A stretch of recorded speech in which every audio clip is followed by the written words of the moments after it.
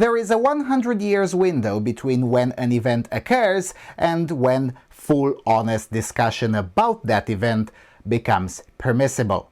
After an event, there is a story, a narrative if you want, about that particular event, and that story remains relatively fixed for about 100 years.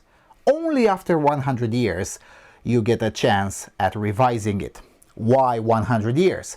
Because that's the time window that allows for the protagonists, or the survivors of that event, to die off and their children to die off as well. Their grandchildren are already far too removed from the event to continue to be highly emotional about it. Because that's why this time limit exists. People who've been part of an event tend to be highly emotional about it, whether positively or negatively. And for as long as they're alive, any serious discussion about that event will necessarily be affected by their emotional way of looking at it. This is neither a good thing nor a bad thing. It's just something to keep in mind whenever you're discussing a historical event. Let's explore.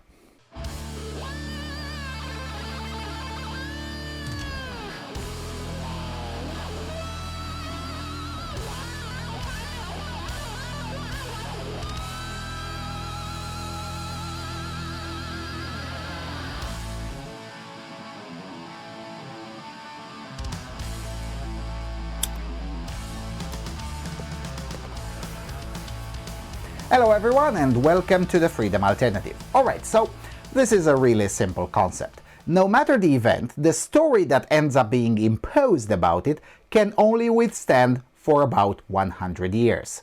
After 100 years, it's open season for revisionism. Usually the revisionism isn't severe, but it does mean stepping over the feelings that previously dictated the conversation. This is best explained via examples. Example number 1, the Armenian Genocide. At least 664,000 people, mostly Armenians, were killed by the Ottoman authorities between 1914 and 1916. Then there's several hundreds of thousands more that were arrested and deported, plus at least 100,000 Armenian children forcibly integrated into Muslim households and, of course, converted to the religion of special needs. The genocide ended more than 2,000 years of Armenian civilization in eastern Anatolia. Today, the region is fully Islamized, and for about 100 years, discussion about the previous civilization was absolutely haram. The genocide ended in 1916, and just 7 years later, the Ottoman Empire was legally abolished. But there was a problem. The legal successor of the Ottoman Empire, the Turkish Republic, really didn't want to be an Islamist dictatorship, but it also inherited an economically perilous state. The phrase "the sick man of Europe" was, at the time, meant to refer to the Ottoman Empire. So, what to do?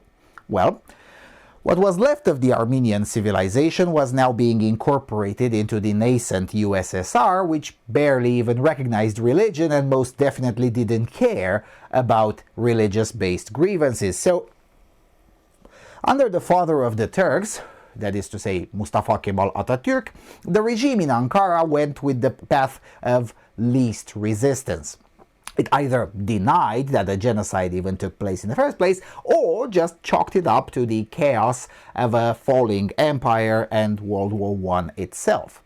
With the exception of Uruguay, which in the 1960s was in a campaign to officially recognize every contentious issue on Earth, nobody cared for decades.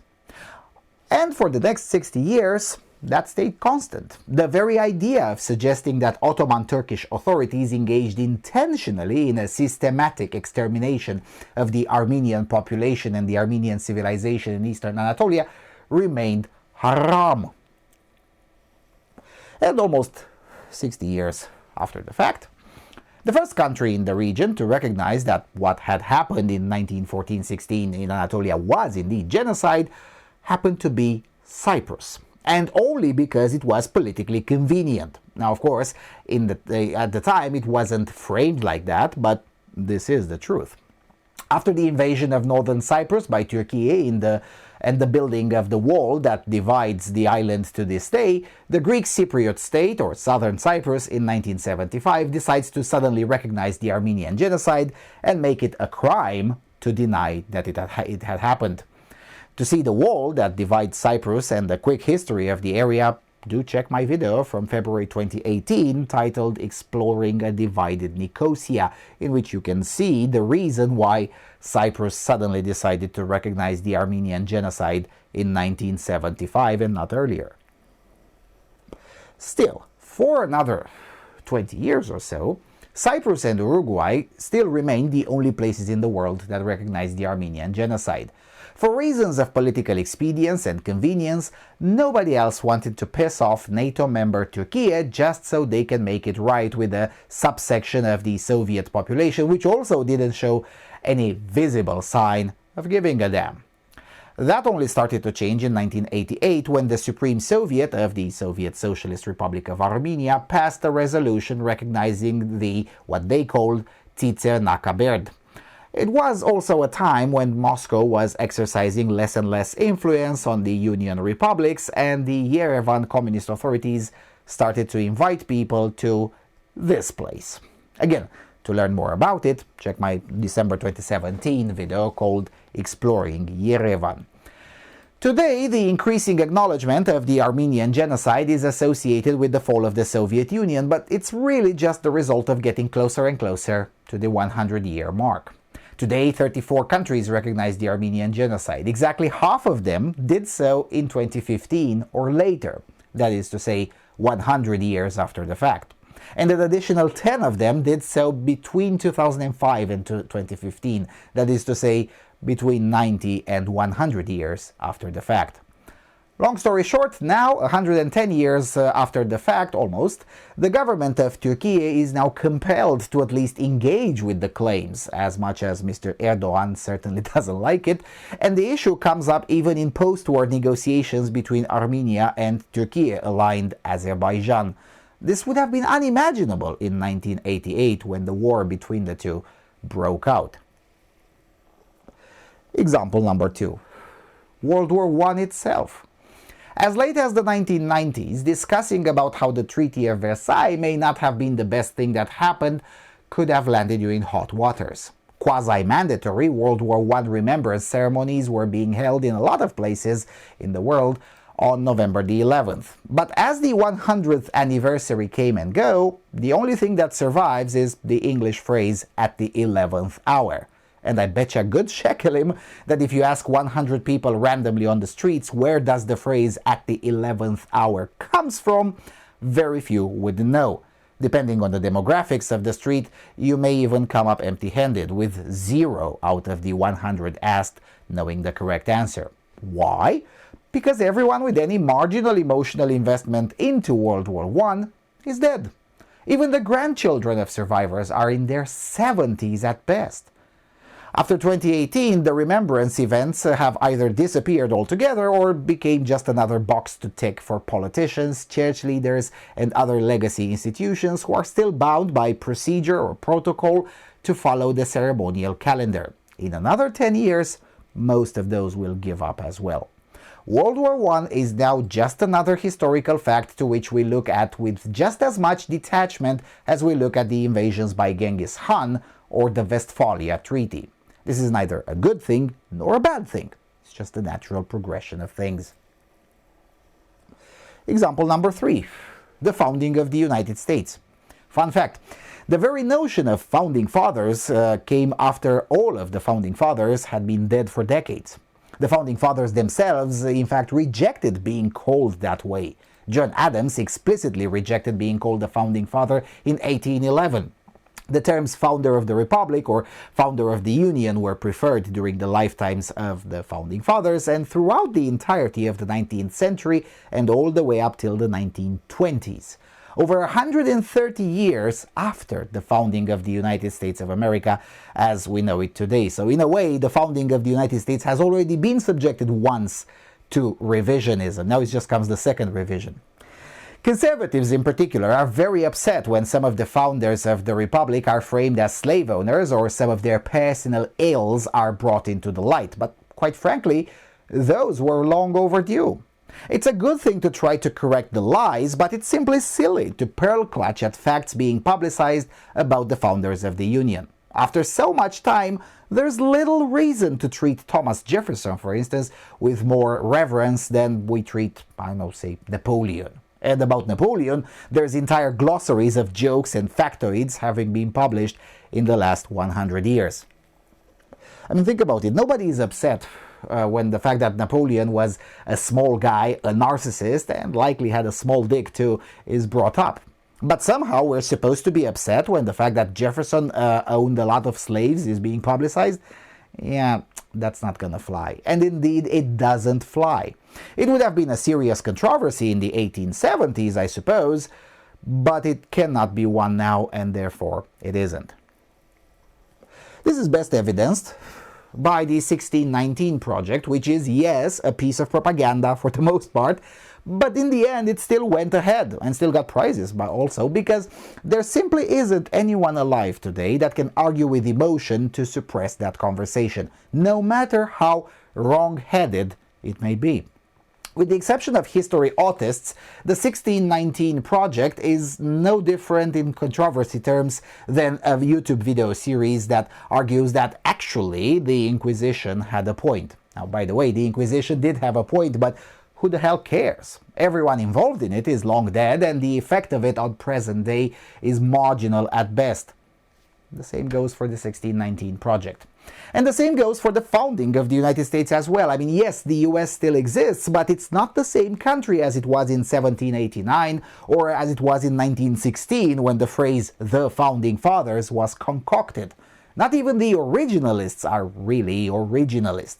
I mean, how many originalists today would support a vow of secrecy that would effectively end all of the publishing of the deliberations of Congress, and especially all of the committees?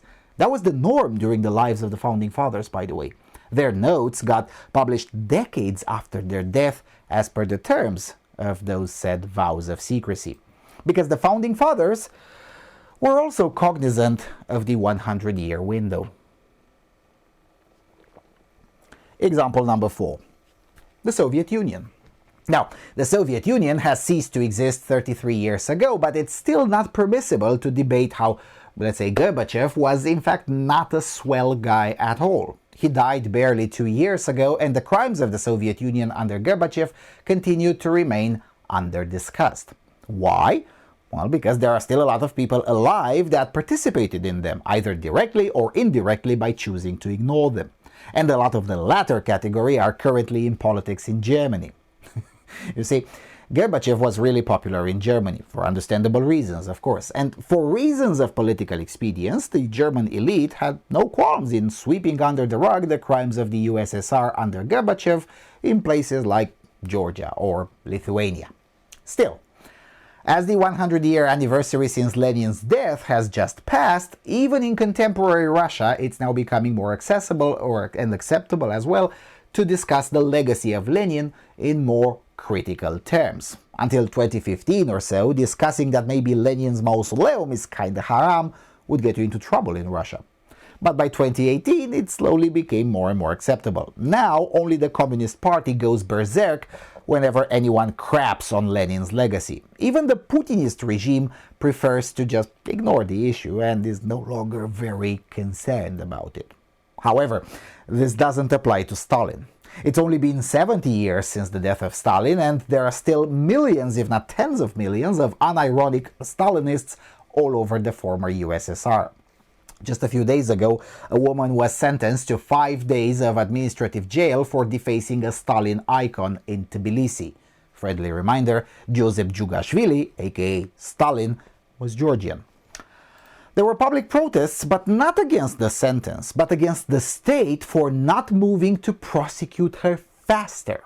The average age of the protester was around 50, with no one under the age of 30 noticeable among the protesters. That is to say, the Stalinists and the children of Stalinists are still around and physically able to protest and manifest their emotional way of looking at Stalin, the Stalinist period and Stalin's legacy. Now, you may call these people crazy or even harsher epithets, and I certainly do, but the fact remains that We still need another 30 years and several millions of funerals more until it will become kosher to properly crap on Stalin in Georgia and in Russia for that matter.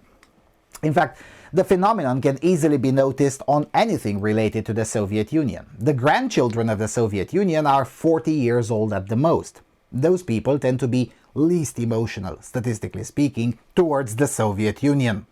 Even youngsters who think the USSR was a good thing, and believe it or not, they do exist, even those argue very dispassionately in favor of their position. Meanwhile, the children of the USSR are between 35 and 70 years old. Most of them hold power now in post-communism. Vladimir Putin is such a figure, so is Petro Poroshenko or Irakli Garibashvili. Statistically, the children of the USSR tend to be less emotional than their parents about the Soviet legacy, but still quite emotional and determined. And this holds true regardless of whether they hold a positive or a negative opinion about it. And you saw Putin in Tucker's podcast, just how obsessed he can be. He is not an exception. He is the rule for his generation. So, for now, we're only left with the ability to crap on Lenin and the late Tsarist period. By the way, this applies all over the former USSR. If you remember from the Central Asia series, it only became kosher to start talking about the Central Asian Revolt after 2005 or so. And monuments commemorating the victims of Russia from that time only started going up in 2015-2016. That is to say, 100 years after the fact. Same goes with the Gulag. For now, monuments documenting the Gulag repression still overwhelmingly reside in the middle of nowhere, to be found only by those interested. Now, sure, I suppose the Baltic states and Ukraine are an exception, but generally speaking, the agreed-upon narrative on Gulag still holds sway today. Namely that the Gulag happened, but de-Stalinization ended it, and let's just stop talking about it, because if we don't, it would mean a lot of anguish and punishment against way too many important people. But as we get closer to the 100-year mark, it gets easier and easier to talk about it. Now, sure, you may say this is unfair, but I didn't make the rules, I just got here. And this applies to other events too. Soon enough, a bit over 20 short years from now, there will be the 100th anniversary since the end of World War II. That will open a lot of can of worms as well, just like World War I. The Islamists and other anti-Semites are definitely waiting patiently for the opportunity to revise the Holocaust story. And make no mistake, that will happen as well. But it won't be just that. Everything will be subjected to revisionism.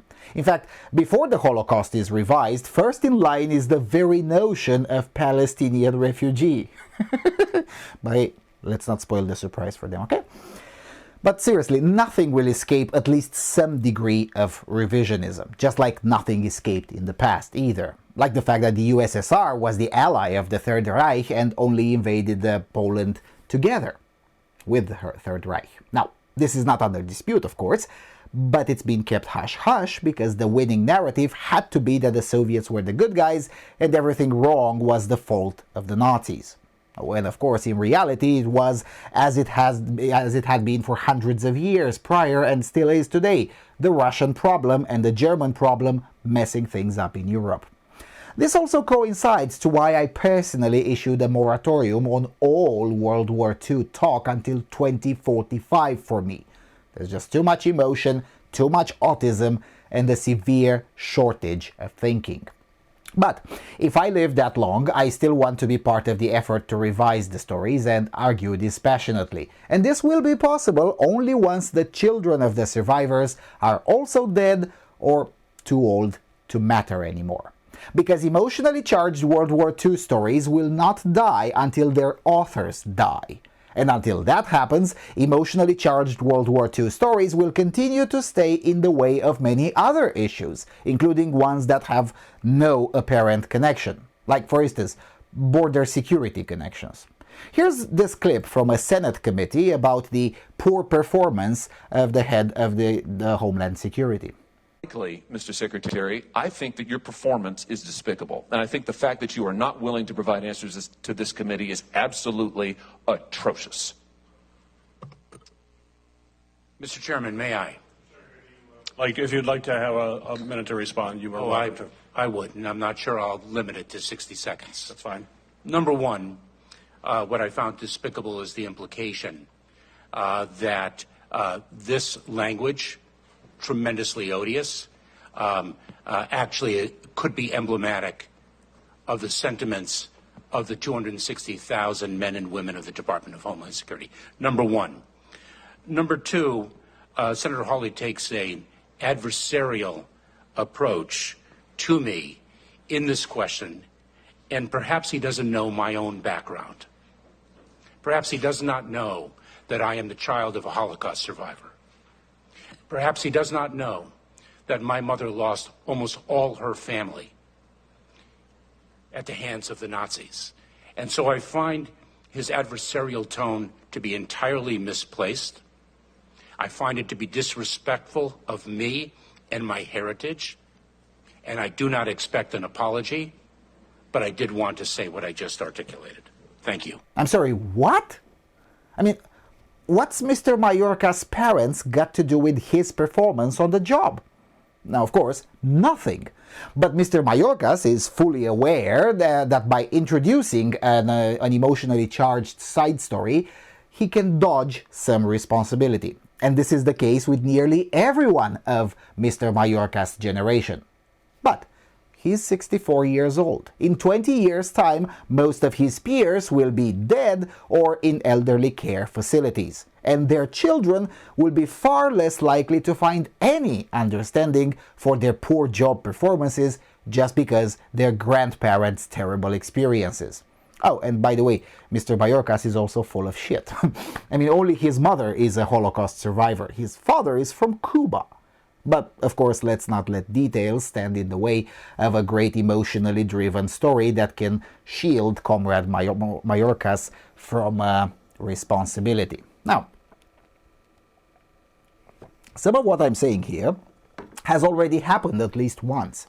For instance, here's Tucker Carlson with the reaction that will be the norm in 20 years' time. Really, my question is, what do you do about it? I mean, Hitler's been dead for 80 years. Nazi Germany no longer exists. Now, maybe Tucker was doing it for propaganda reasons. I mean, after all, he was talking to Putin, so he was already controversial by doing just that. But the sentiment is real. Out there in the real world, outside of the terminally online autistic circles, reaction to World War II stories of anyone under the age of 40, especially the reaction to emotionally charged stories, already is like this. Look, mate, it's been 80 years, I don't care. There are other events that are slowly coming closer to the end of the 100-year window cycle and looking forward to being revised, like the Roaring Twenties. And how much of the Great Depression story was true? For now, the FDR version of the story remains the consensus, but this won't be true in a decade or so. As all of the people with personal connection to that version of the story die off, the Great Depression will join the list of events that can be dissected without much emotion. Same goes for all of the communist movements that plagued Europe in the 1920s and 30s. Until very recently, any serious examination of them got stonewalled for political or geopolitical reasons. You don't want everyone to know that Russia was funding a lot of them, or that a lot of these so-called labor movements of the 1920s and 30s were in fact axiomatically terroristic and illegitimate, and that the only thing we can accuse the governments of the time of is that they haven't been heavy-handed enough in repressing them. Same will go eventually with the 1968 protests, but that's a story for another day, closer to 2068, I suppose. I mean, heck, the 1968 generation is still partly in power now. Now, that will pass eventually. Or the suffragettes, who, by the way, were a terrorist movement that should have been suppressed far more vigorously. The first serious examination of that violence was conducted in 2005, 93 years after the fact. So, long story short, if you lose the narrative on an important event, the next opportunity comes around in 100 years. I say around 100 years because sometimes this comes slightly faster or slightly later, but not by much. So that's why it's so important to fight for the narrative right away, because if you don't, there's a strong chance you won't be alive for the next opportunity. So yeah, that's all. And with all that being said, thank you all for watching, send me to the cartels, and I will see you all soon on the Freedom Alternative.